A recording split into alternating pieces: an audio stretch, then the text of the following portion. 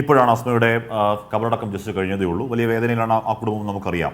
ശ്രീ മുഹമ്മദ് ഷഫീഖ് ആ വേദനയിൽ നിൽക്കുമ്പോഴും ചില കാര്യങ്ങൾ ചോദിക്കാതെ വയ്യ. എന്തുകൊണ്ടാണ് ഇത്ര ദുരൂഹത? എന്തുകൊണ്ടാണ് അസ്മ എന്ന് പറയുന്ന ഒരു പാവം സ്ത്രീ ഗർഭിണിയാണെന്നുള്ള കാര്യം ഈ സിറാജുദ്ദീൻ മറച്ചു വെക്കുന്നത്? എന്തിനാണ് ആശാപ്രവർത്തകർ വീട്ടിൽ വന്ന് ചോദിക്കുമ്പോൾ അവർ ഗർഭിണിയല്ല എന്ന് നുണ പറയാൻ ഇയാൾ പ്രേരിപ്പിക്കുന്നത് എന്തിനാണ്? എന്തുകൊണ്ടാണ് രക്തസ്രാവം ഉണ്ടായിട്ടും ആശുപത്രിയിൽ കൊണ്ടുപോകാനുള്ള ബേസിക് മനുഷ്യനോട് കാണിക്കേണ്ട കരുണ പോലും കാണിക്കാതെ ഇയാൾ കൊന്നതാണെന്നോ എനിക്ക് ഞാൻ സംശയിക്കുന്നു. ശ്രീ ഷഫീഖ്, അതൊന്നും അറിയാത്തവരൊന്നും പറയാൻ പാടില്ലല്ലോ. അങ്ങനെ സംശയിക്കാനുള്ള കാരണം എന്താണ്? 6 മണിക്ക് പ്രസവിക്കുന്നു, 9 മണിയായപ്പോഴേക്കും ഇയാൾ നേരെ ആരെയും അറിയിക്കാതെ ആംബുലൻസ് വിളിച്ച് നേരെ ബോഡി വീട്ടിൽ കൊണ്ടുപോവുക.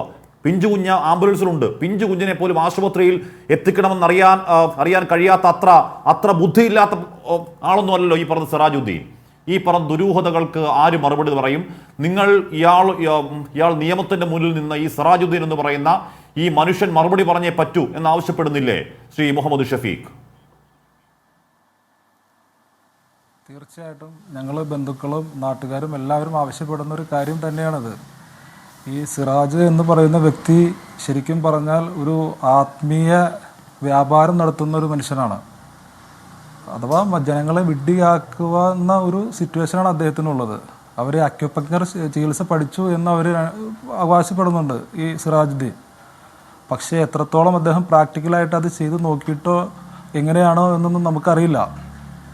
അതുകൊണ്ട് തന്നെ അദ്ദേഹത്തിൻ്റെ വൈഫിൻ്റെ പ്രസവം എടുക്കുക എന്നുള്ളത് നമ്മളെ സംബന്ധിച്ചോളം ഒരു വളരെയേറെ വിഷമമുള്ളൊരു കാര്യമാണ്. അദ്ദേഹത്തിന് എന്ത് കാര്യത്തിനും നമുക്കൊരു പ്രാക്ടീസ് വേണമല്ലോ.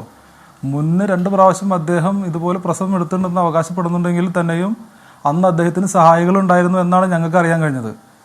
ഇത് അദ്ദേഹം തന്നെ ഒറ്റക്ക് തന്നെയാണ് ഇതെല്ലാം നിർവഹിച്ചിരിക്കുന്നത്. അപ്പോൾ ഒരു സ്ത്രീ പ്രസവിച്ച് കഴിയുമ്പോൾ അതിനുള്ള വീട്ടിൽ പ്രസവിക്കുക എന്ന് പറയുന്നത് മഹാപരാധമൊന്നും ആവില്ല. പക്ഷേ അപ്പോഴും ചിന്തിക്കണ്ടേ എന്ന് പറഞ്ഞാൽ കോംപ്ലിക്കേഷൻ ഉണ്ടാവുന്നു. രക്തം വാർന്ന് മരിച്ചു എന്ന് പറഞ്ഞാൽ വളരെ പ്രകടമല്ലേ? ഒരു ചോരപ്പുഴ അയാൾ കണ്ടിട്ടുണ്ടോടെ? ആ രക്തപ്രളയം ഉണ്ടാകുമ്പോഴേക്കും ഇവരെ ആശുപത്രിയിലേക്കാണ് കൊണ്ടുപോകേണ്ടത്. 3 മണിക്കൂർ അവിടെ ഇട്ട് കൊന്നുകളയല്ല വേണ്ടത് എന്നൊരു സാമാന്യബോധം ഉണ്ടാവണ്ടേ? ആ സാമാന്യബോധം ഉണ്ടാവാത്തത് കുറ്റകൃത്യമാണ് ശ്രീ മുഹമ്മദ് ഷഫീഖ്. അല്ല, അത് തന്നെയാണ് ഞങ്ങൾക്ക് പറയുന്നത്. അദ്ദേഹത്തിന് ഏതായാലും 6 മണിയോട് അടുപ്പിച്ചാണ് ഇവള് പ്രസവം നടന്നത്.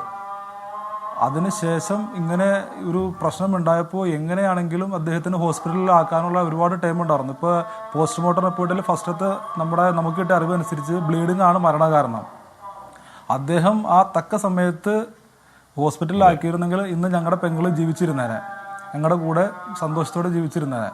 പക്ഷെ അദ്ദേഹം വിശ്വസിക്കുന്ന ഒരു വ്യാജ ആളുകൾ എന്ന് പറഞ്ഞാൽ ഇസ്ലാമിൻ്റെ പേര് പറഞ്ഞിട്ട് വ്യാജ ത്വരീഖത്ത് അങ്ങനെയുള്ള കുറേ ആളുകളുണ്ട്. അതിലൊരു കണ്ണി മാത്രമാണ് സിറാജ്.